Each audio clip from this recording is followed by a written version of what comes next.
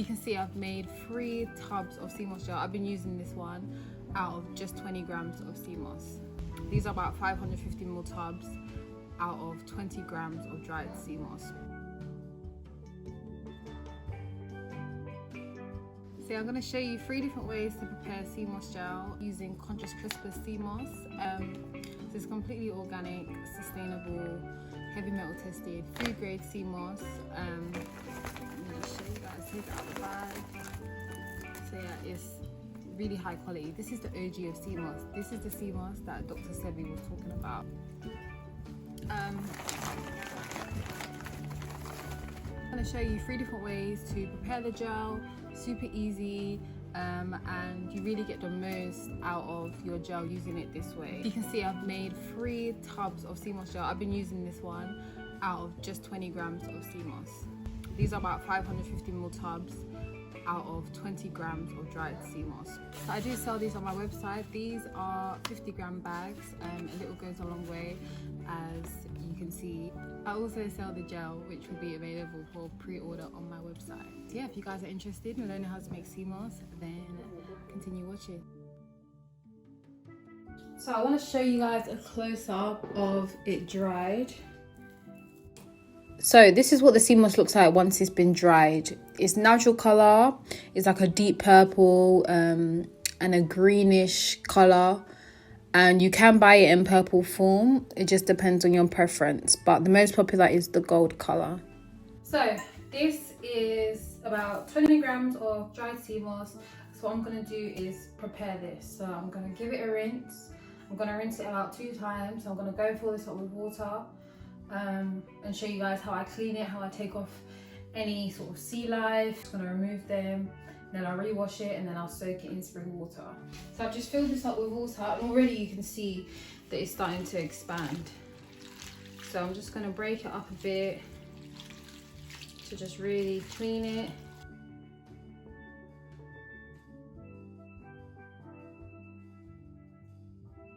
So I'm gonna start to see if there's any little bits that I wanna take off. I'm just gonna tear them off, but for the most part, the Seamoss is generally quite clean. So this is how you identify Chondrus Crispus. You can see that these bits of the leaves are very flat. It almost looks like a tree. This is how you're able to identify Chondrus Crispus. Its natural color is this purple and this greeny. It's only found in the cold waters, and naturally when it's in the sea it will have like hints of blue fluorescent. So yeah, it's very fluffy. Again, like a flat almost stem and fluffy ends. It's one of the best Seamosses that you can get. This is the Seamoss that Dr Sebi is talking about. This is the Seamoss that the Irish lived on. There are many different types of Seamoss. One of the most popular is Uchema, which is found in the warmer oceans such as the Caribbean. That's where Jamaican and St. Lucian Seamoss comes from. I can't pronounce the other one. Gracilia Seamoss. That's commonly found in the Caribbean waters as well, and also in the Asian waters. So a lot of people's Seamoss is actually from Thailand and the Philippines and places like that. So this is why I make it a point to know where my Seamoss is coming from and who I'm getting it off, and just the ethics and the quality behind their manufacturing. So yeah, this is what Chondrus Crispus looks like. And the great thing about this is that I'm going to share a recipe with you guys actually on how I make my sea vegetable soup, but you can just eat this like this. Like, you don't need to blend it up in a gel. You can soak it just to activate it, rehydrate it, and then eat it like this. So what I like to do is I like to chop bits up and add them into my soup, or my sip, should I say. If you wanted to just soak them, add them into a smoothie like this, or just add them into your meal like this, then you absolutely can. Bits like this you just want to get off because they're not going to blend well. So I'm just going to rip that off. So I'm now going to rinse this in a sink, fill it up again and rinse it one more time, and then I'll soak it. So the water is now noticeably clearer. So we got off most of the just dirt. It's not even really dirt, to be honest, because it's generally quite clean sea moss, as you can see. It's just getting it to expand first and then just rinsing off any little bits of sea life. So once I've rinsed this, I'm then going to soak it in spring water, and I'll probably soak it for maybe like 2 to 6 hours max. It doesn't need that much soaking, like it's already expanded in size. And this is only 20 grams of sea moss, dried sea moss, and you can get so much out of this, so much. So I'm gonna go give this a rinse, and then I'll be back to soak it in the spring water. So I'm gonna try and show you guys a close up. So just look at that, beautiful, beautiful sea moss. Super high quality, organic, hand harvested, sustainable, amazing. Remember, if your sea moss doesn't look like this, then it is not Chondrus Crispus. So what I'm going to do now is fill it up with spring water just to cover the sea moss, and I'll leave it for about 2 to 6 hours max, and then I'll be able to make the gel. All of this has been soaking not even for that long. I only soaked it maybe 2 hours ago. You don't need to soak it for super long. You can already see that it's starting to melt. This is just soaking in spring water, so it's already starting to break down. So this is ready to go. You're ready to make this. So what most people tend to do is they tend to throw away this water. So this has been soaking in spring water for a couple hours now. The sea moss is clean because I washed it thoroughly before I soaked it in the water.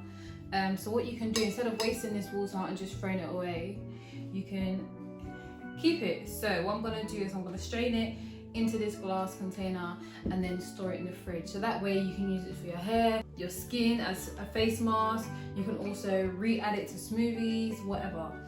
This gel is good, and I'll show you because it will strain clear. It's not dirty at all. So I'm firstly going to strain it into a glass bowl and then transfer it into the container.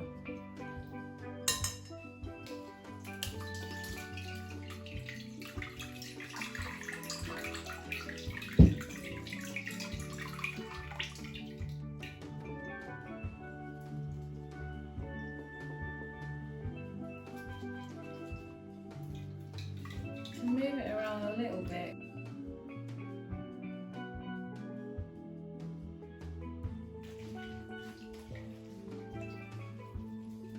So now I'm just going to transfer it into this smaller container.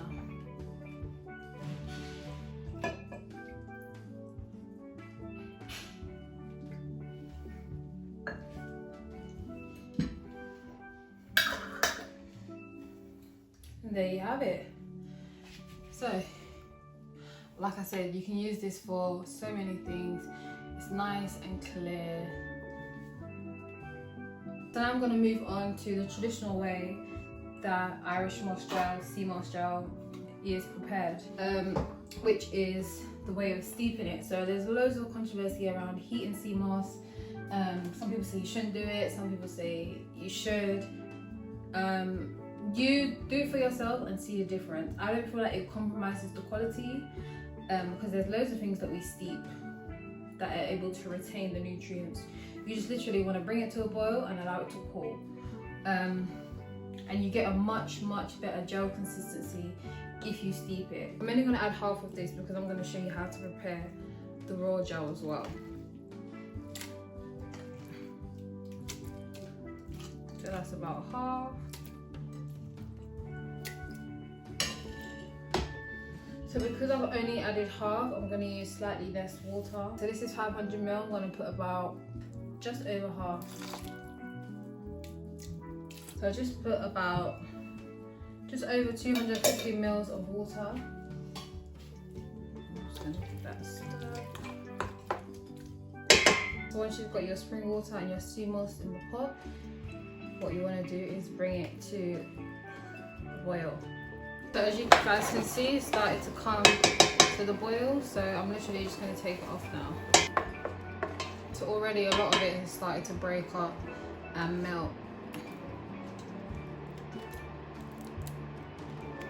very gelatinous now. So what you want to do is just let that cool down. It has cooled down a lot. So it's very gelatinous now. Some people even don't blend it, but I find you get a nice smoother gel if you blend it. So you want to transfer the gel into your blender.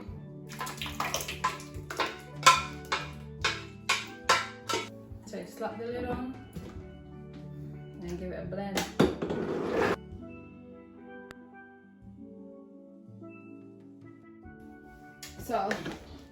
So nice and smooth, ready to go into the jar.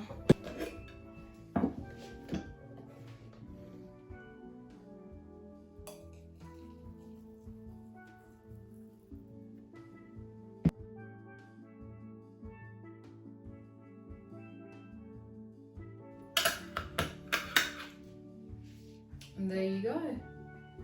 So now onto the raw gel, and I'm going to add the rest of the soaked Seamoss.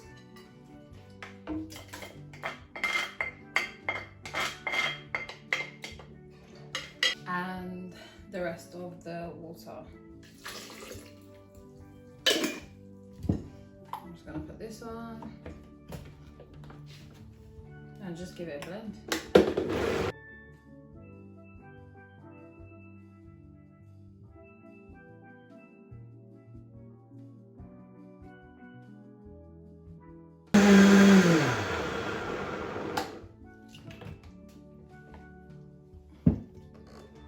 So this is what it looks like when it's all blended up. And I'm just going to transfer it into the glass container.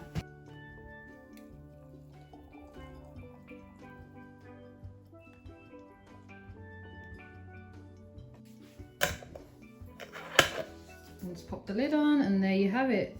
Raw Seamoss gel. And because it's raw, it doesn't last as long as the heated gel.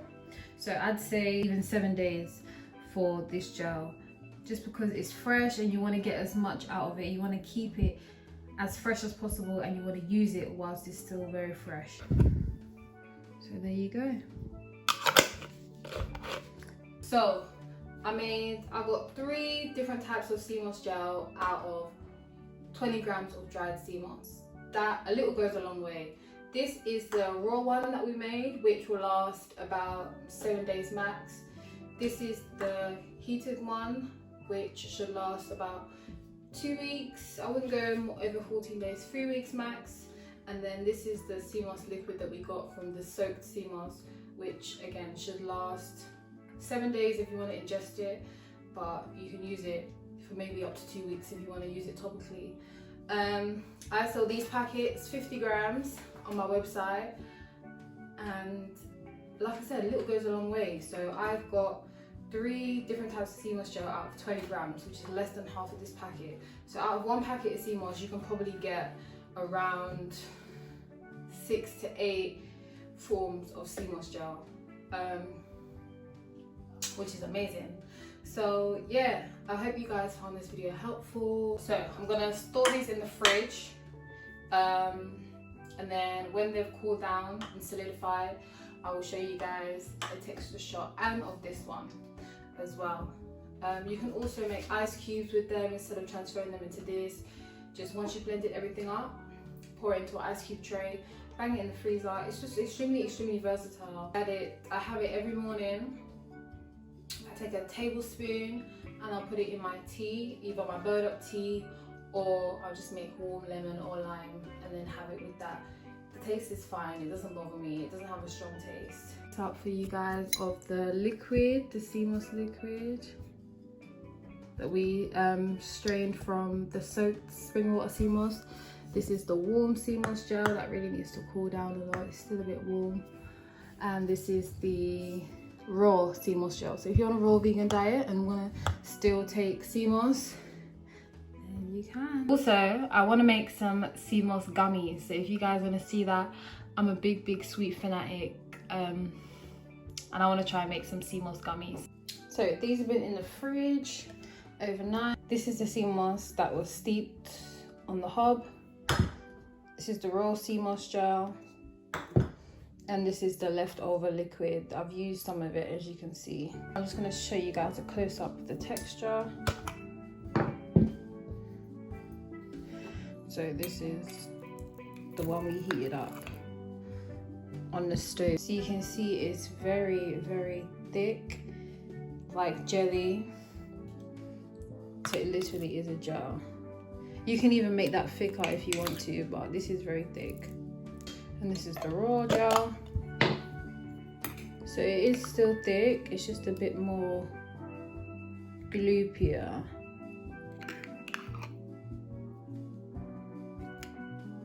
And then the last one, which is the liquid. You can see it's not super thin, it's still got the gelatinous.